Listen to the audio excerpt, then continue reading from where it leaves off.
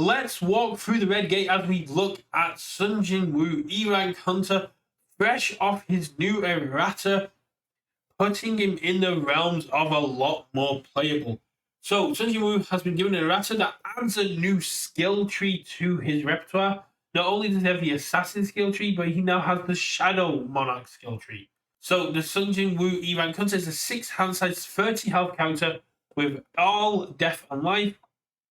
A static ability meaning he starts the game with either the Assassin or the Shadow Monarch skill tree, and you get to remove one XP card from your hand or stage at the start of your end phase to level up. And this is tenacious, so even going first, you still get to do this. Very cool. The Assassin skill tree is all about weapons and utilizing the weapons, giving yourself additional speed and keeping yourself alive by predicting your opponent's moves, reducing their speed, and then once you hit the maximum level, kind of going with that Fate Stay Knight, Gilgamesh, or Archer, just throwing as many weapons as you can at your opponent until they fall down. It's a very cool skill tree, but it takes a lot of setup. You need to advance 6 levels, and at the same time, you're not really progressing at the same rate as a character who has access to all their abilities immediately. However, the Monarch skill tree is only 4 levels. The first one of which is the Shadow Extraction. It's a form that lets you play a shadow from your discard pile. So if you check it or discard it or review it, you get to play a Shadow Shift attack from your discard pile. There are 16 in the play experience bundle, so you're going to see them quite often. Once you hit level 2, you get the access to -2 damage for each shadow card in your stage or card pool. So even if you can't block, if you've been blocking with shadows or you've been able to build them in, you're going to be able to reduce this attack's damage to the point where you get to survive. Level 3, the Shadow Exchange. Sacrificing a backup to draw a card and get +2 or -2 speed. And finally, the Monarch's Domain, where all of your attacks, you're no longer keyword gated with weapon, get +X damage. X equals the number of shadow cards in your stage or card pool, +2. So if you're playing a shadow, that's +4 damage. Attacks like Bear Bite, which is a 5 diff, 3 mid for 5 throw, absolutely love getting 4 damage. But let's start off with our actions to go from here. So we have the action grinding over time. It's a breaker 1, 4 difficulty, 0 mid, 5 control on the Sung Jinwoo symbols with enhance your turn, level up. You can only play this ability once this turn, and then response after you remove this card from your hand, build it transformed. So it means that if you get this in your opening hand, at the end of your turn, you can remove it with Sung Jinwoo to level up, and then immediately build it in transformed as the High Orc Soldier. After you remove this card from your stage, gain 2 health. If you remove it to level up, you're getting 2 health as well. So either way, no matter how you level up, you get to the High Orc Soldier. If you play this as your action during your turn, you just get to level up and unlock the next ability. So for Sung Jinwoo, that immediately puts you in the realms of getting that Shadow Preservation, putting you online or allowing you to hit up Shadow Exchange a lot quicker. A very solid card and something that Sung Jinwoo was probably been requiring for quite some time. In terms of foundation base, I'm not going to go into it too much.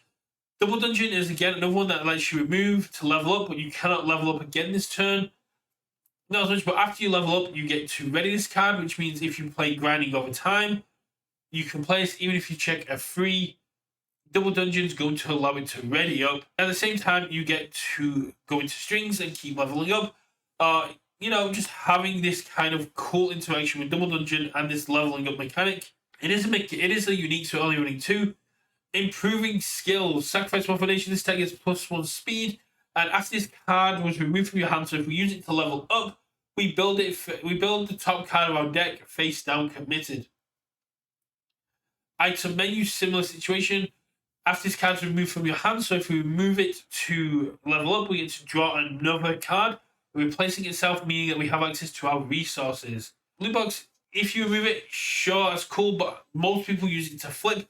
gain an extra resource for the remainder of that turn, and then add that resource to the hand, either defensively or offensively, at the end of the turn. And because loot box triggers at the end of combat, not the start of the end phase, if we add a XP card to our hand, we can then immediately remove that XP card to get the level up. It's a very cool ability. Fateful Decision is one of my favorite cards from the Sung Jinwoo Challenger. If you need help blocking this attack, it gets -2 speed, you're able to block it. If you're already going to be able to block this attack, but you want to put an end to your opponent's string, you want to make them use more resources to attack you, you can use the Breaker 1 aspect. You go down a resource point, you go, cool, we're going to trade because your next check gets -1. The 2 of Desperate Plea is to help build in more resources, along with more utilities to access resources, as well as build more foundations and be able to block more. Botan's Coaching is a great filtering card, as well as allowing us to take shadows from our hand, put them into the discard, and knowing that we're going to be able to access them later on. The Syndicate Target is just a solid block, as well as a 6 check. The long version is a 1 diff speed reduction that can give -3 speed. This is an absolutely underutilized card. Battle for Dominance is draw power, as well as clearing progressive defensively, allowing for better blocks. Moment Analysis is an absolute beast. Like I said, all my decks now contain at least 2 Moment Analysis because it allows me to reset my attacks and my opponent's attacks to either printed speed or damage, making them easier to deal with or hitting less hard. Latent Skill is a solid looting piece, allowing me to sculpt a stronger hand. Keiko's Aid, again, going with that defensive aspect, we get to flip this down, and rather than messing with our opponent's checks, we get to go, your next attack is to difficulty. So you can't play through it as you can with Breaker by playing a foundation or an action or a backup. This will linger until you play your next attack, which can just force your opponent to stop their attack turn. Always cool. Getting 2 face down foundations can be very strong, but that enhanced sacrifice to stop an attack, having its attack speed, having its damage manipulated.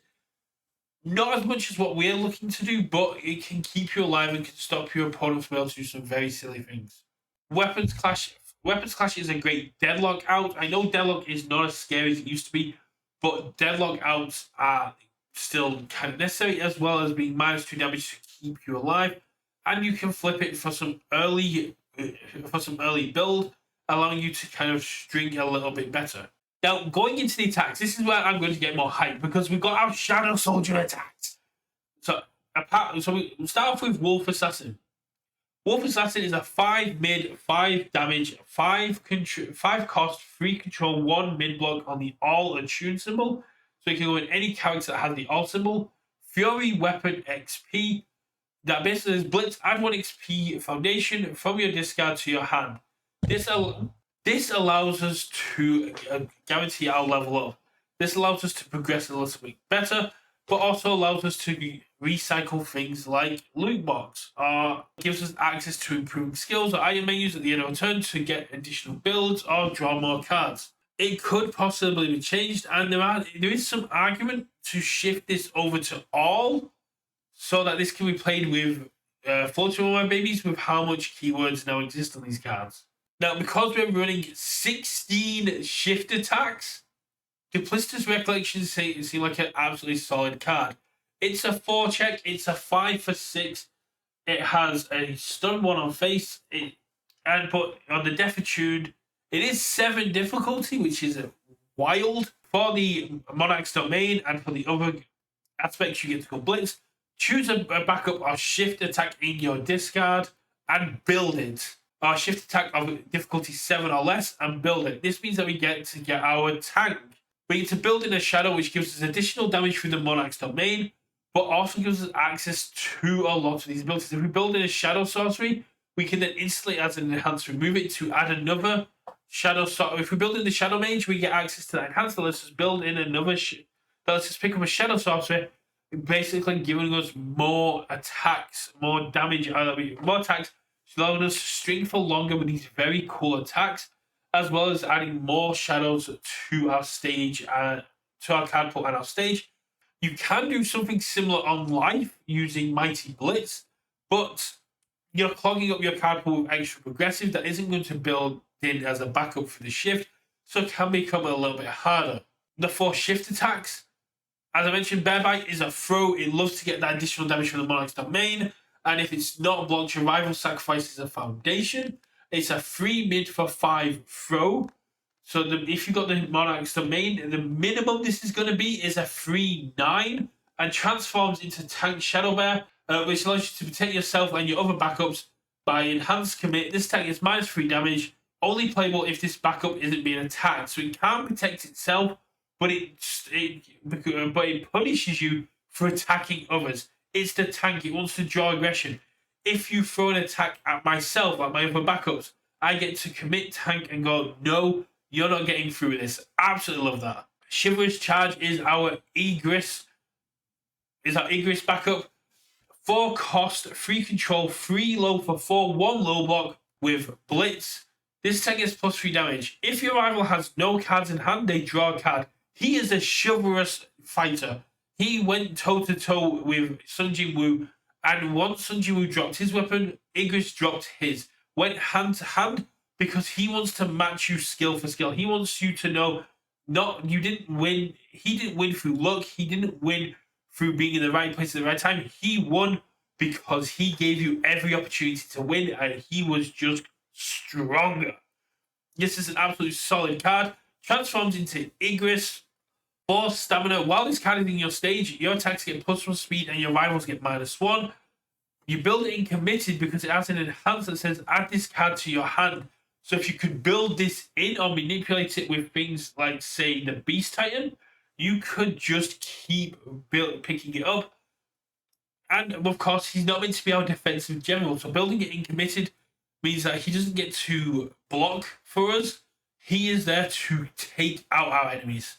Now, Rage Riot is an absolute beast. 6 difficulty, 4 high for 7. Response after this attack deals damage, build it in transformed. And it turns into, it's a 0 high as well. And it turns into Iron Farmer Hunter. Response, if this backup is attacked, your rival loses 1 health. And an enhanced commit, this attack is +3 damage. Has 7 stamina, which means it can do some great usage utilizing with some of the Attack and Titan cards. But for me, it is the combination play you get with Sung Jinwoo's Shadow Exchange and Shadow Extraction, where you play Rage Riot, it hits, you build it in, you play your next attack, you sacrifice Rage Riot to get the additional speed, and then using Shadow Extraction, you get to play Rage Riot again. If it hits, it then comes in, and you get to have that 3 damage again. You get to chain 3 damages. Very cool. And the last one is kind of a self-built-in combo. Shadow Sorcery, 4 low for 4. This tag is 2 speed for each other copy of Shadow Mage in your Shadow Mage or Shadow Sorcery in your stage or remove pile. So it's going to get 2 speed for itself, but it transforms into Shadow Mage, which has remove. Add 1 spell card from your discard to your hand. Only playable if this backup isn't being attacked.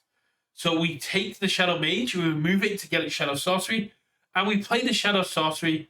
We have an 8 low for 4, which can become a lot stronger if we have more shadows out. If we play this at the end of a string, or we've got an established board of our backups in play, we've got our Shadow Soldier army going, this 8 low can hit double digits of damage very easily. It's only going to get 2 damage from Monarch's domain for itself, making it a 8 for an 8/6, but it can hit double digits very consistently. And I know a lot of people are not as hyped for Shadow Sorcery as I am, and it's like the top of their cutting list because not a lot of the rest of them are spells, so you don't get to pick anything up other than Shadow Sorcery. I don't need to. This is an absolutely solid card, and this is a sleeper, like a game ender for me. In terms of the sideboard, for the Death build, I've gone with World's Weakest Hunter, allow me to draw more cards. Teleportation Stone for some defensive. Collateral damage because you can move it to destroy a rival asset because we're only running spells or weapons outside of Duplicitous Reflection. And Detail plan for throw hate because I hate throws. I'm really excited to try this character. Now, none of the TTS tables have this up at the point of recording. hopefully by the point of editing and to get this up, I've got some gameplay to show off these amazing attacks and what they do. Let me know, how are you going to be building Sung Jinwoo? Are you going to be building on life, all, or death? I think life or death will be the strongest, but the patchwork baby argument for all is very strong. Let me know in the comments below if you want to see a life list and an all list. And if these arrive in time and I'm going to Glasgow, chances are you'll see me rocking Sung Jinwoo. If you're going to Glasgow, let me know and do go easy on me. It's been a long time since I've played competitively. If not, let me know if you'd like to jam some games in some time, because I need the practice to get ready for Glasgow. I will see you all at game night. Have yourselves a great day. And this is Brett with UKVersus, bringing you theories, news, or more, win, lose, or draw. Bye.